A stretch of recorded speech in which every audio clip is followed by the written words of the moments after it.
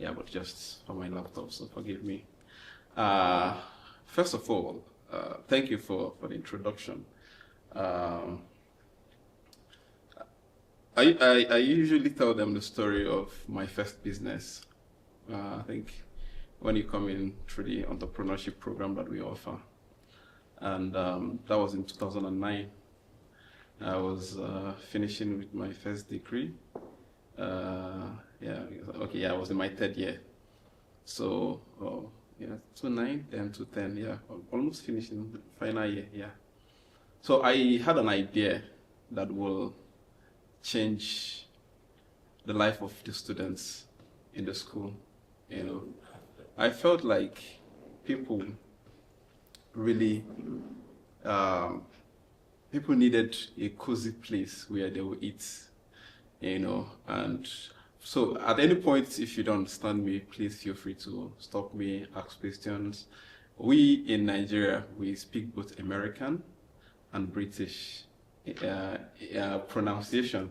So we can say schedule or schedule or bend or corner. So if there is any word I use that is strange, please let's stop. So that the idea is so that we all get to talk, and I just don't want to speak and then people don't understand.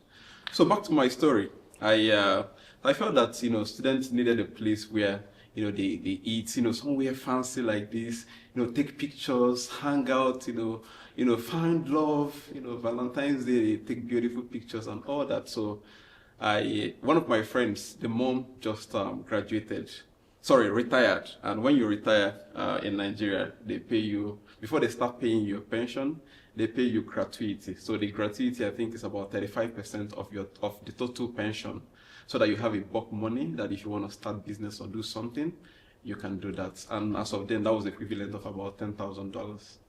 So I approached her and then I told her, I have a beautiful idea that will multiply that money in 1 year. So I borrowed $10,000 to pay $20,000.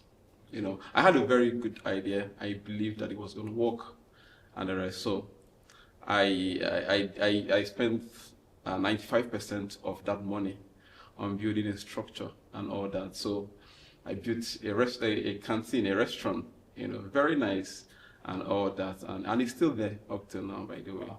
And then I after everything, the day of the launch, because I've spent all the money on building the infrastructure, I didn't have money to buy food. So I had to go to the market, and then I told them that, give me things, and then by the Wednesday, because it was on the Monday that the launch was going to happen, but on the Wednesday, I'm going to come back and pay you guys. So they gave me things and all that, and on the launch, everywhere was full. But do you know why it was full? Anybody can guess why it was full? It was free. So while everybody was eating, I felt very happy. I had to call, the person in the market. Then there's this flip Samsung phone and BlackBerry. Some of them didn't have camera, so I didn't have a camera to record. But at least I called and said, your money, you might even get it by tomorrow. So I will probably get some more things.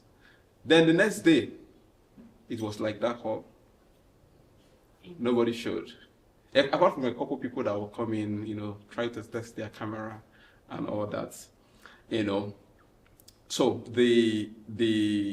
what happened was, because of how much I put into planning the structure, the price of my food became more expensive than the regular one. And what does every student want?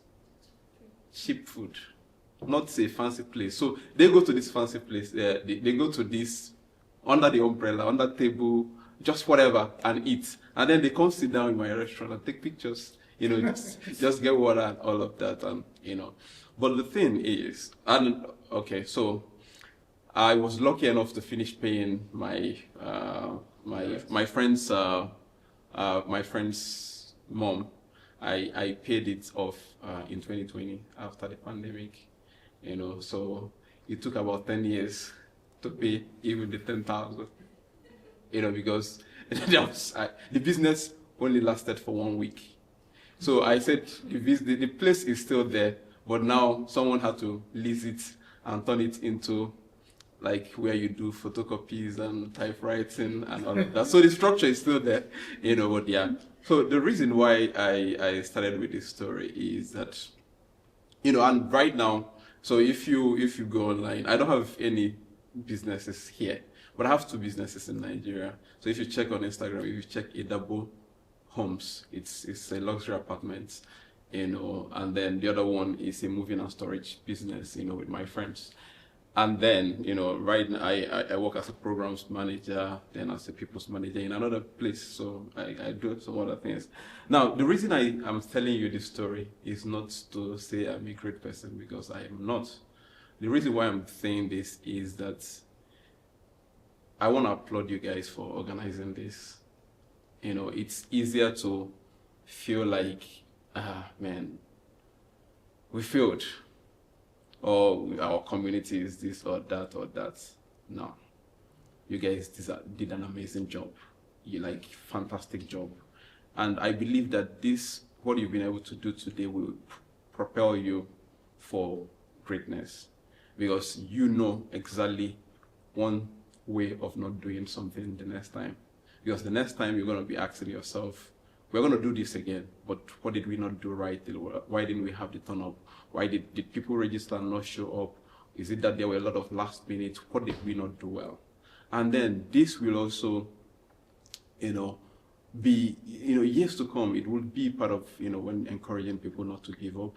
It could also be part of your story, I assume that because I know your community. I'm, like if you guys are 1,000 of you, you're 1,000 and half, because I'm a part of your community. So I've been around your community a lot. So I know that most of you are Christians, right? If you know the story of David, he did not kill Goliath because, he just had a stone. He killed Goliath because he trusted God that helped him kill the other smaller things. I know the lion is not small and all of that, right? So this will be something that you remember in the future, and then, because you're going to have lots of successful events. So thank you. I know I've taken some of my time to tell my story. I want to appreciate you guys for the privilege to speak to you today. And I'm not going to be saying a lot of things that you've not heard before. It could be just reminding you some of the things you already know, and it could also be a call for action, where you know what, I've always known this. Why am I not acting, or why am I not doing something, right?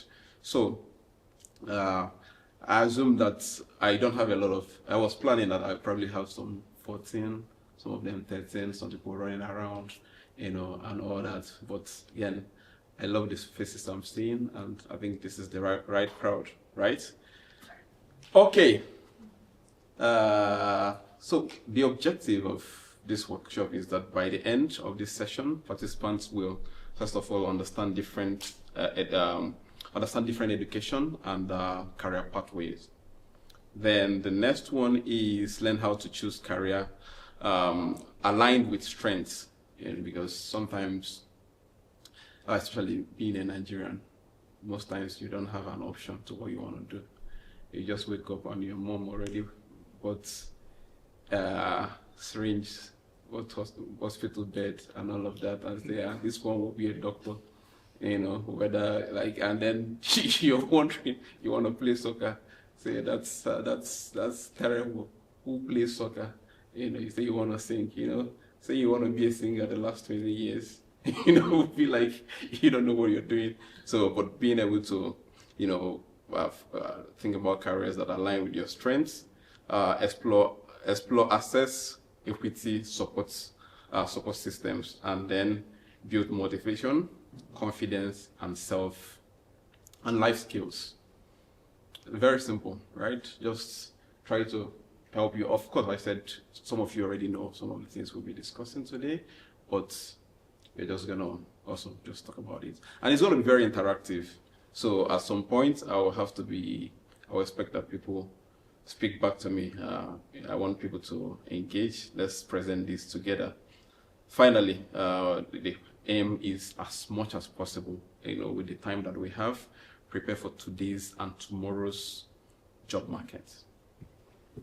Why this is very important, especially for the faces I'm seeing, is that years back, when you go to the bank, I've only lived here for about 6 years, so most of my life has been in Nigeria. So I know there was a time that maybe I follow my mom to the bank, no computers, you just have people, files arranged alphabetically.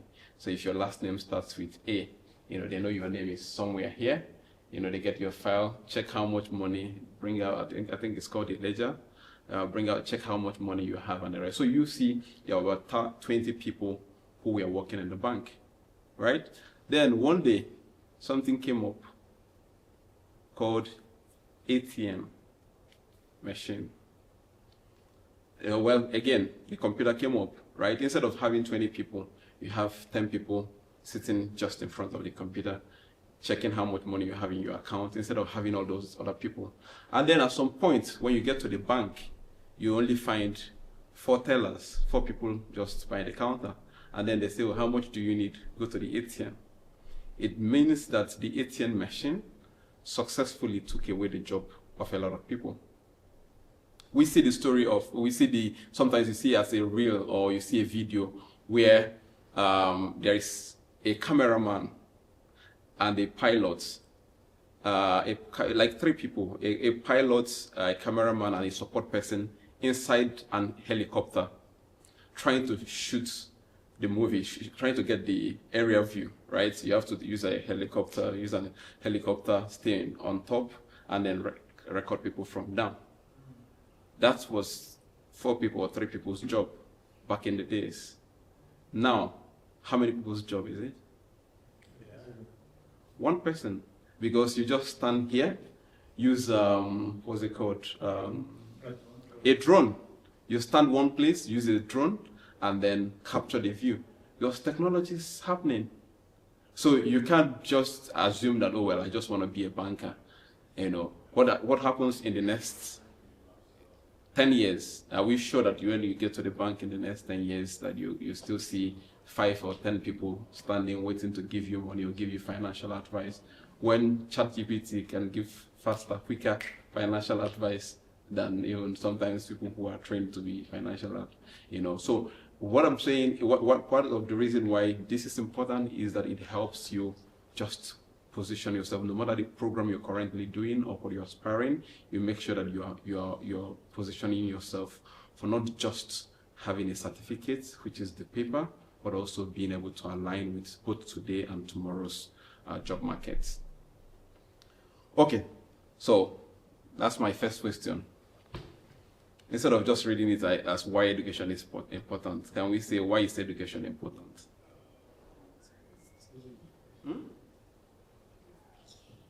Is a key. Yeah? Just be very confident. There's no wrong and right answer, right? It is the only investment you do in yourself, in you. Yeah. It's the only within investment. I think more education is more important. Not like really even to gain yourself something. Yeah.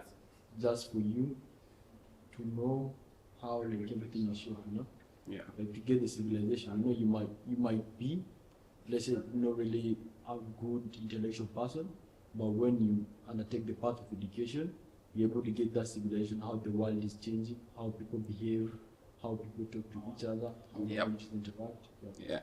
So how many of you know the population of Nigerians in Edmonton or in Canada? Do you think it's so much? Do you think it's the largest community? Yes. No. Mistaken. Okay. I'll shock you. It's not the first, it's not the second. I don't think even it's even in the top 3 or 4. Yeah. The biggest is the Somalia community. Then we also have more South Sudanese. Yep. Okay. Now, what do you hear? If you think about the most popular, the most powerful black immigrants in Edmonton or in Canada? Okay. Because it's not it's not in the population. It's in the positioning. So life will not give you something reasonable out of emotions, because you're from a vulnerable community, right? What's your name? Miriam. What do you do? What's your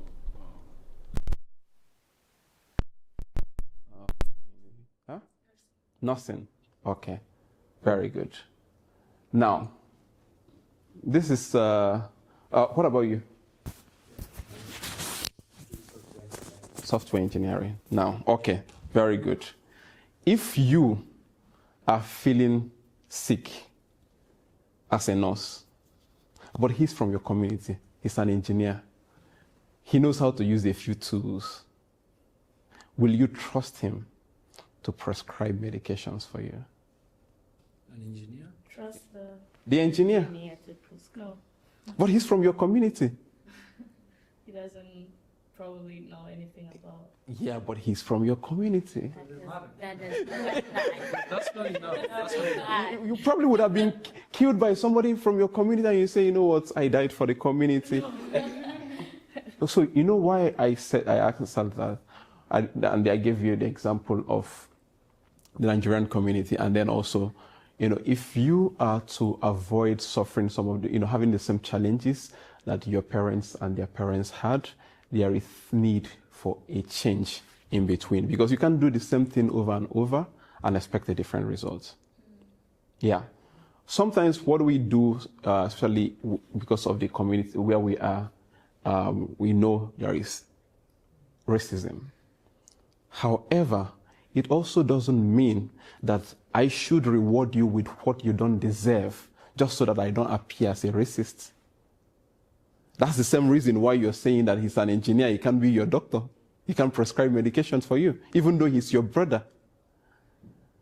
So that's what happens sometimes when people are not equipped for a position and we believe that if we cry hard enough, it will be handed over to us. So when you think about the Nigerian community, for instance, you came in, you know, part of the things I did, even when I was already properly educated before coming here, had to go to NATE. I did project management, I did project leadership, you know, all of that, to be able to be a programs manager. I can, you know, just say, you're from the community, you should become.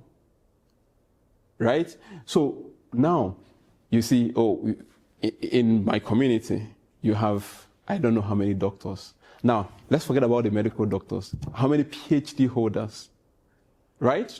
So if you say, we need this position and we need someone with a PhD position, we need this, we need this, we need this, and the rest. And all of us here, we don't have PhD. One Nigerian guy over there has a PhD. He shows up, he takes the position, right? Then another here, we need someone with this qualification, and there another person shows up. So because you see people holding positions, even though they might be minority, but they are better educationally qualified. And that means that's part of the reason why, when you say, Nigerian, you think it's because their population is everywhere. Our population is growing, don't get me wrong. But there is also something, about education that is the reason why when opportunities, because what is luck? Luck is that opportunity, that preparation meets opportunity. If someone is looking for a driver and is going to pay the driver $150,000, I am the lucky person that shows up. You see, I'm lucky, but I don't know how to drive. Will you take advantage of that? No. Exactly. So that I am a driver. I know how to drive. He's looking for a driver. I come up, yeah, that's it. That's lucky. You say, that guy is so lucky. But it's not because people get handed what they don't just deserve. The same reason why you can't just go to yourself and say, as a member of my community, you don't know how to drive, but I trust you. I know there is mutual understanding in this community, so try. That's exactly the reason why being able to equip yourself through education, that's part of the reason why education matters. Well, and thank you everybody for answering. education is more than just school. It is opportunity. One, it increases long-term earning potentials. Long-term earning potentials. So when I got to Canada in 2019, I got my first job in 1 week. Now, I know that that's not always the reality because of back then, there were a lot of jobs, the whole COVID situation, and all of that. So I got my first job within 1 week, then worked there for a month. Then when my manager was leaving to another organization, he also took me to that organization. And then I worked there for another 1 year, and then I joined ASAC. And then I've been with ASAC for 4 years. And then in that 4 years, I've also grown financially. I've never not had a job in that time. I've never not had a job. And also, while working, I also have opportunity to move to different other places. I have another place that they have to pay me for 30 hours, but I only work for 20 hours because I have to be able to, I'm able to do whatever I have to do early enough. So why? Education. So it increases, long-term earning potential. Things are changing. If you're not empowered, equipped for what is there, you can't get it. Being educated expands career options and mobility. I think I've also kind of touched on it. And then it builds confidence, critical thinking, and problem solving. If you ask, what is the definition? Well, I think we all hear that common definition of wisdom as the rightful application of knowledge, right? That means that you first of all have to know something before you apply it. If you don't know something, he's a good driver because he knows how to drive. He's been driving. He knows that when you start the car, you take out the brake and blah, blah, blah. If you don't know how to do it, no matter how they say you're a wise man, you'll still not be able to do it. So, it helps with confidence. Imagine, she walks in somewhere and they needed to talk about the healthcare. As a nurse, if she's speaking and the other people there, they are not nurses. If she's speaking with so much confidence. And what brings that confidence is throw whatever question you have. It's a small thing, I will chest it. Just throw. Because you know it. If you don't, how will you be able to do that? And then problem solving, because the whole essence of knowledge is to be able to solve problem. If whatever you're doing is not geared towards solving problem, whether your own personal problem, whether for the community and all that, then it's not, you need to reassess. And then education creates independence and stability. Not that it's automatic, right? It doesn't mean that once you go to school, get a certificate, you come out, there are so many things waiting for you, but it increases your chances. Then it helps you adapt to changing job markets. Now, let's go back to where we started. Education is more than school. It is opportunity.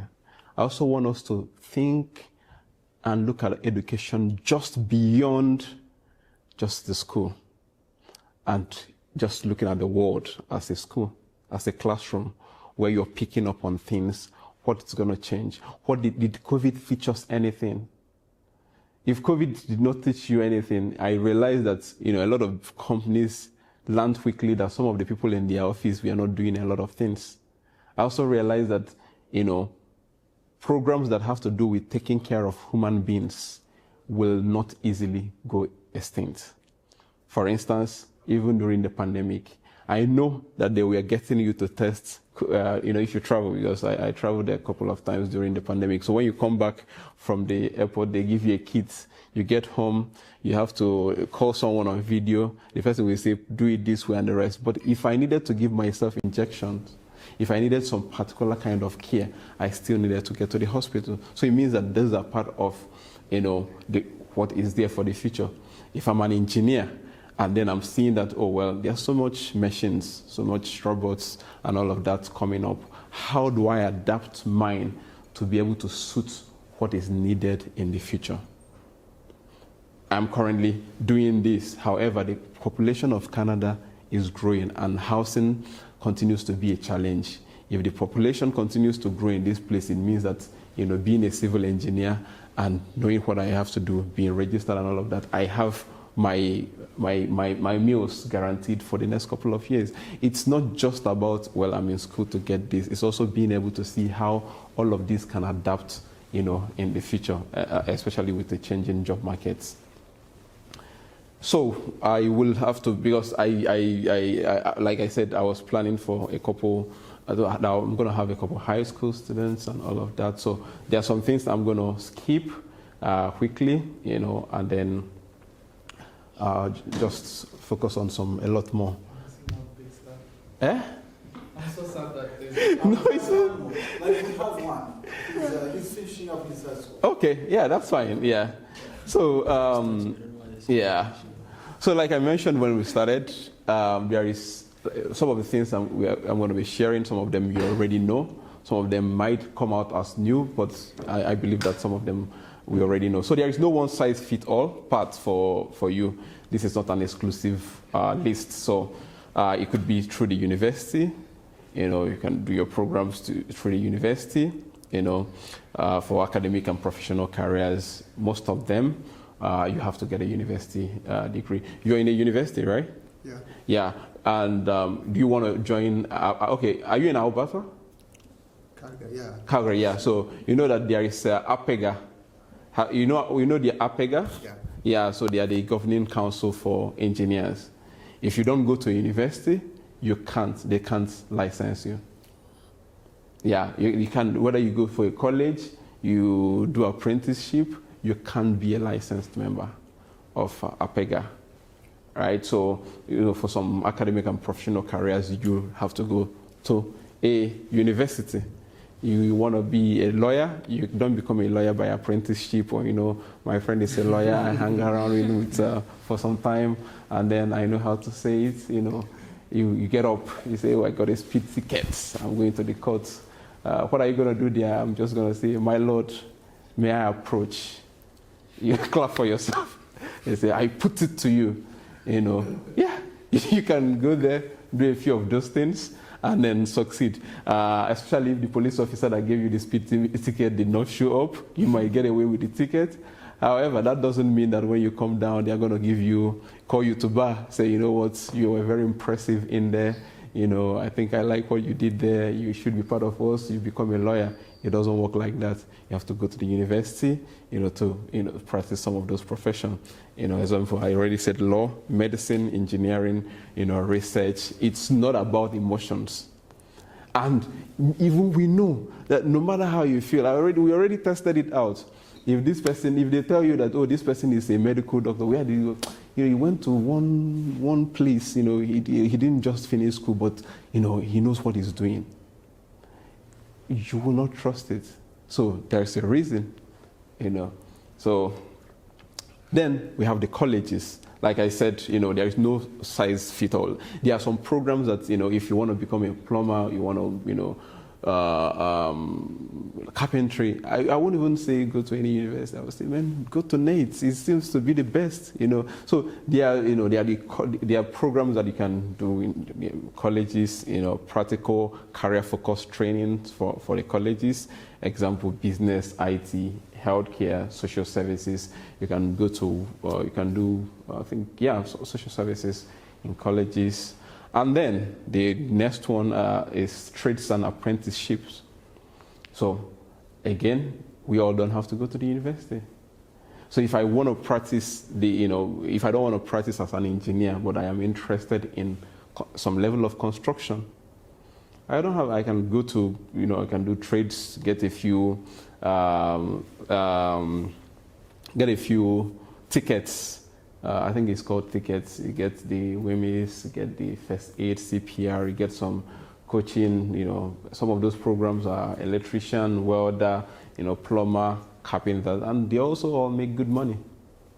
If you become a gentleman welder, or I think gentleman welder, or that's journeyman, journeyman, yeah. They also make a lot of money.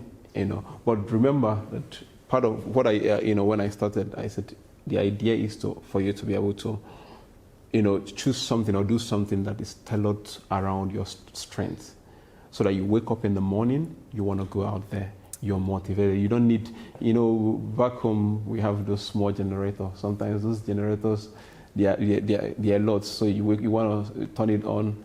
You are drawing for 3 hours. The thing is, that's how sometimes when you're doing things that you don't like or doesn't align to your value or your strength, waking up in the morning, you need all manner of motivation. Even as you're driving to work, you are listening to somebody say you can do it and all of those things. You can't continue like that every day for the rest of your life. So that's why, the options, if you're geared towards, if you like hands-on, you're not interested in just drawing and, getting someone else to implement your hands-on, programs that, you can do trade. And like I mentioned Nate earlier, and then alternative pathways, there are certifications, micro-credentials, and online learning. We have, you have stuff like Coursera. Some of them, provide option for you to do a very quick, Udemy, have Coursera, Udemy. You have some of them that you can quickly do a program. And it could even just be YouTube. You can also go to YouTube and then learn a few tricks. I think half of this year, when YouTube sent me some of the things that I spent time watching this year, I ended up learning how to fix my car more times. Yeah, not because the car was broken, but so I was trying to change the headlights, the headlamp. Actually, so some people even find Udemy more like applicable than even going to colleges and stuff. Yeah. So I was trying to change my headlight. I watched 3 different videos. Open up the thing, fix it, it works. If I drive the car, it turns off, and all that. So almost for half of the year, and I didn't want to drive the car to a workshop and say, oh, you know what, this light, I've been trying to fix it. I felt like the man in me. How can I not be able to do this? So I spent half of the year watching videos on how to fix the light, So you can actually improve skills towards that way. And honestly, if you have a couple things that you would like to do at the same time, it's also okay to just learn a few free. Find a way to learn a couple of things completely free, so that you don't get stuck doing one thing because I've paid fees. Just try it out. You know what? Just try it out for free. Because it's free doesn't mean that it's not impactful, right? If you are playing music, maybe gospel, secular, playing any kind of music, and you're driving, it's the same music I'm playing. The other person is also playing from Spotify. We are both playing from Spotify. The other person subscribed. I subscribed. I did not subscribe. The other person subscribed, right? But it's the same sound of music, the same beats, the same artists. The only thing is a couple of adverts in between. And if you don't mind the adverts, that's okay, right? It's not like, when it's time for, that the person that is paying gets original Davido while, you get Davida. Both of you, information is information. Information is good, whether you're paying for it or it's for free, right? So if you're trying to test out a couple ideas, it's not bad if you have to check out something free, so that way if it's not working for you, you don't get stuck. Saying, after everything I invested, you see, sometimes you see, oh, this person is holding on to this. But you have this program, people go to school and the course they went to study is now after their life. It's about to kill them. If something happened to you, we're going to put on your obituary who died, because the program you're doing was about to kill you. So sometimes it's okay to just test something for free. Check, I'm never going to become a mechanic because I already tested. I was trying fixing my bulb and it didn't work. So I'm not. So something else, but not mechanic. Okay. So choosing the right path. So I'll probably be looking at him more now.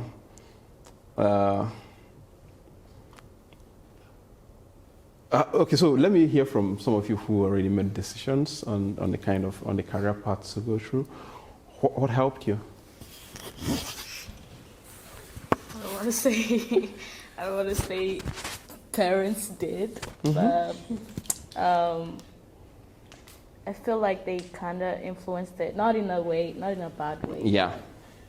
They have been a huge part of my education journey, like growing up, especially my dad. So choosing my career path, he was really involved in my decisions, still is. Which is good, right?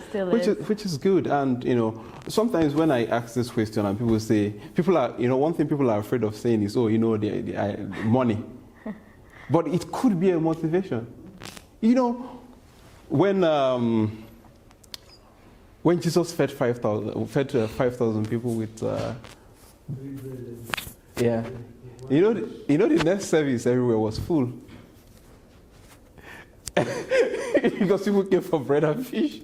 You say, some of you came here not because you love me, but you came for the bread and fish, right? Yeah. So it's also okay that that it's money, because again, whatever it is that you're gonna be doing, it's not pro bono. You still want to make money, right? But again, he just influenced it. I don't think he forced me to do it. Yeah. So like, a part of being an adult is that you kind of make your own decision. Yep. You kind of take their advice, put it into action, or maybe like put into consideration. Yeah. And you also make your own decision on your own. Yeah, and because again, if you're not a bright student, if you cannot do nothing, and they say you have to do nothing, you get there. You know how many people, I'm helping someone who came in here to do an engineering program. 2 years, technically nothing to show for it. I think after the first year, repeated the year, nothing to now have to move around. So it's not just that people advise, it's also because there's a potential in you. Sometimes we also don't know what we want for ourselves. Sometimes it will be, just we need a little direction, a little guidance, right? So yeah, they are all good. So some of the questions, if you have not asked yourself, but some of the questions you can ask yourself is, what am I naturally good at? If you're to be a nurse, it means that you're going to be caring for people, right? Here, if you're not feeling fine, you get to the hospital, you actually don't need family, because the nurses will be nice, they will take care of you and all of that. Until you're about to leave, they will just advise you, you know what, don't drive, just take the taxi. But it's not like anybody's going to leave you on the floor because you don't have somebody to support you, because the nurses are nice, they are kind, they are supporting you. So if you don't have that nature, if you cannot care for people, if caring doesn't come easily for you, if it's just, you will not, even if they tell you that, it's $1 million per year that nursing pays, and you don't have the heart for it, you give someone injection, blood, you run away. What is chasing you? I saw blood. I was just touching the guy. I wanted to give him injection, and he did number 2.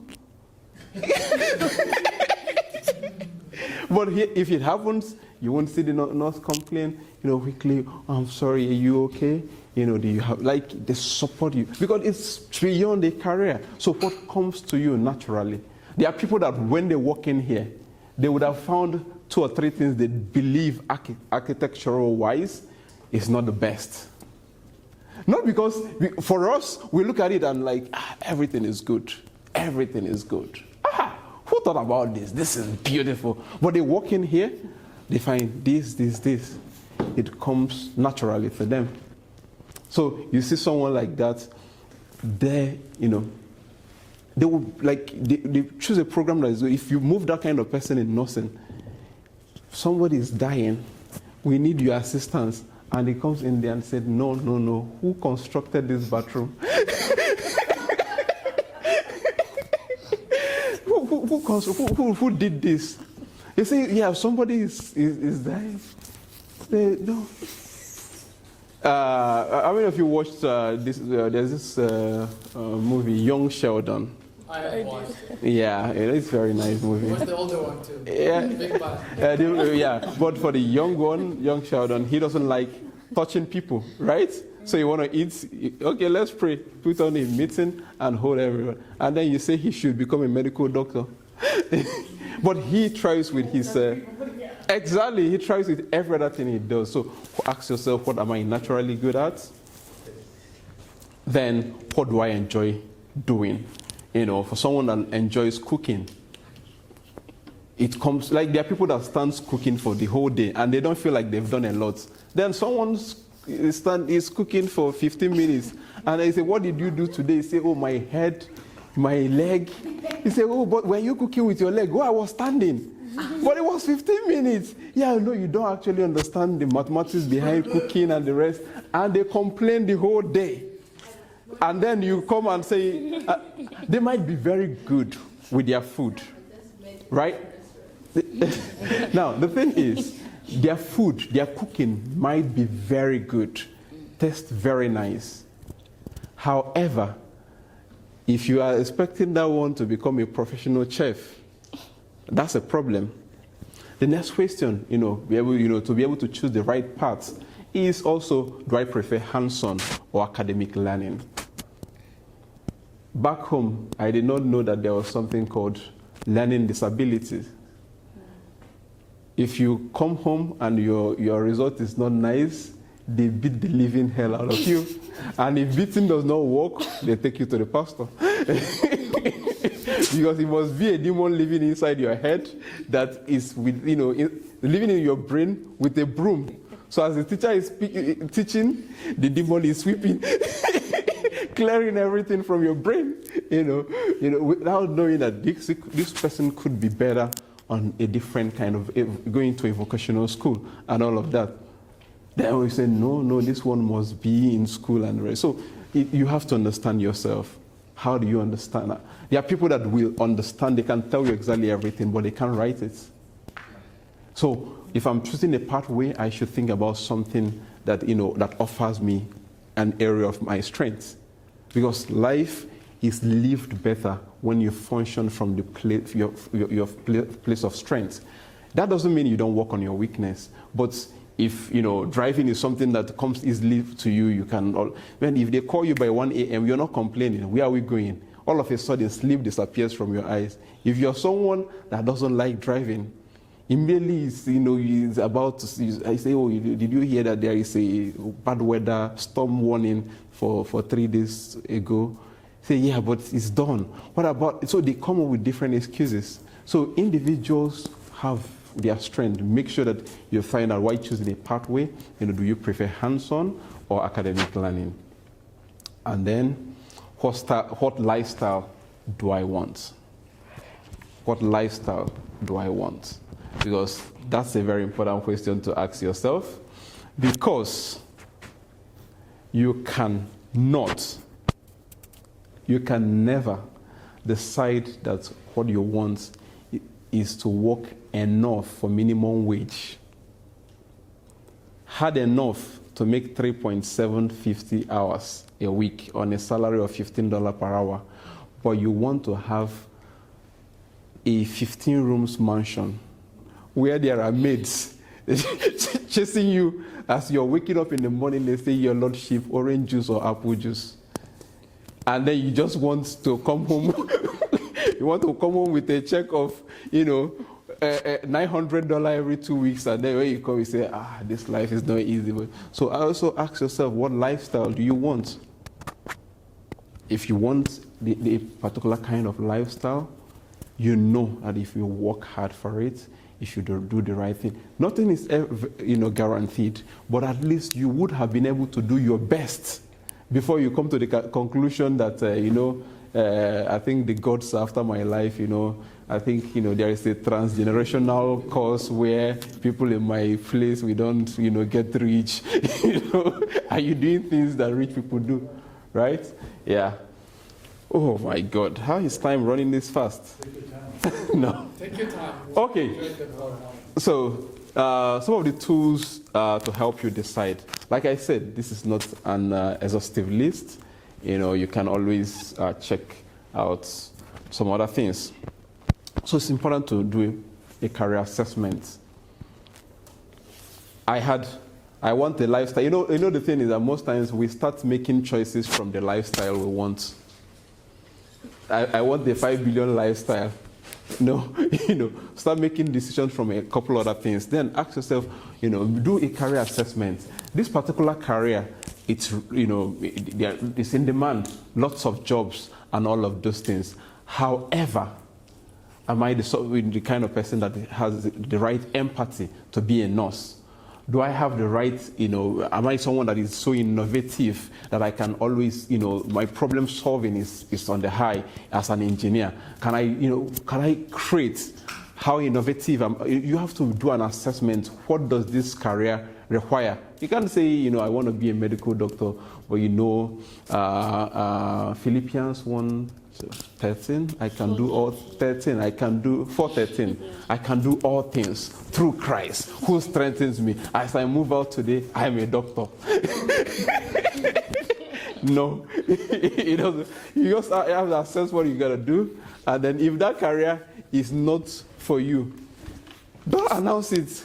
Quickly find where it's for you. The good thing is, the Bible says, have you seen a man who is diligent in his works? He will stand before great men, not ordinary men. Not a particular work.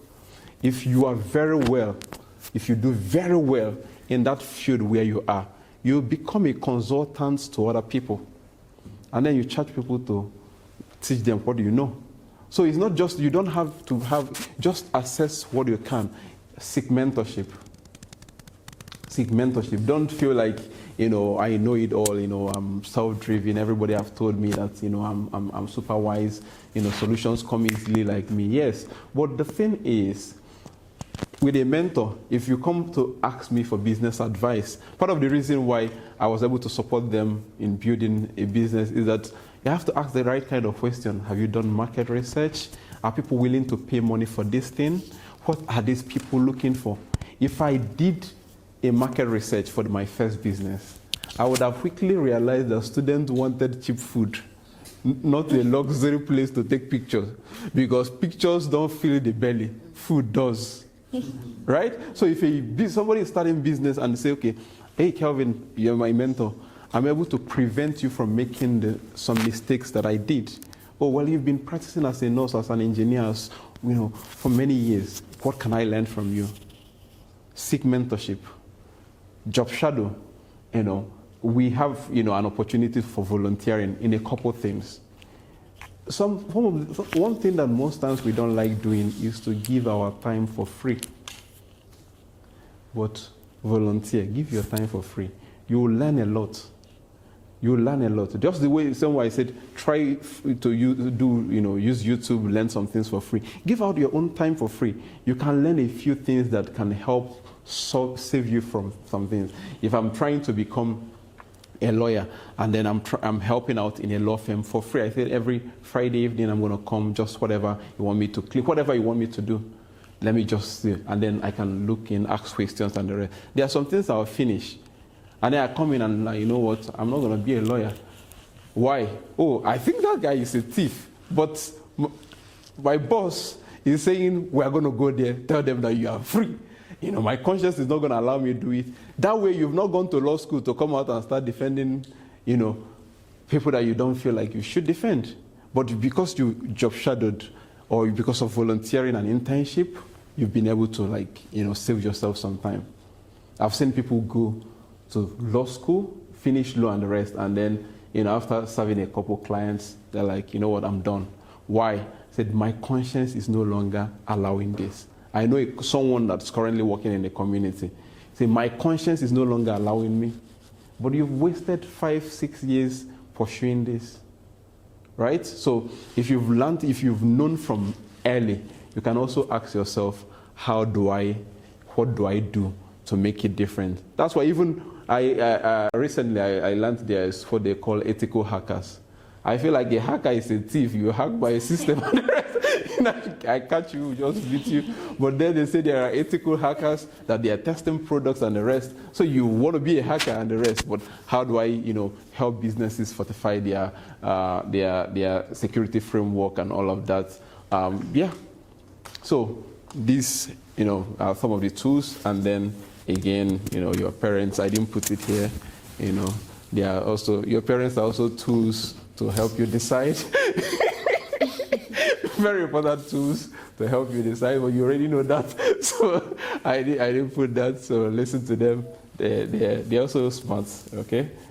And then, so some of the future, I'm just going to quickly run on this. Some of the future job markets and some of them that are in demand, we all know them, technology and IT. Healthcare and mental health. I mentioned this earlier. COVID made us realize that, hey, you know what? We're always going to need our nurses. We're always going to need, some of the kids that come through the group home and all that.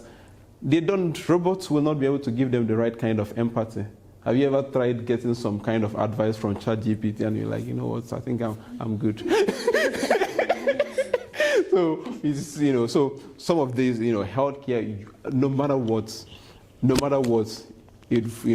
so someone said, oh, I was going through something and then I asked ChatGPT, and then they say, oh, I think you're thinking too much.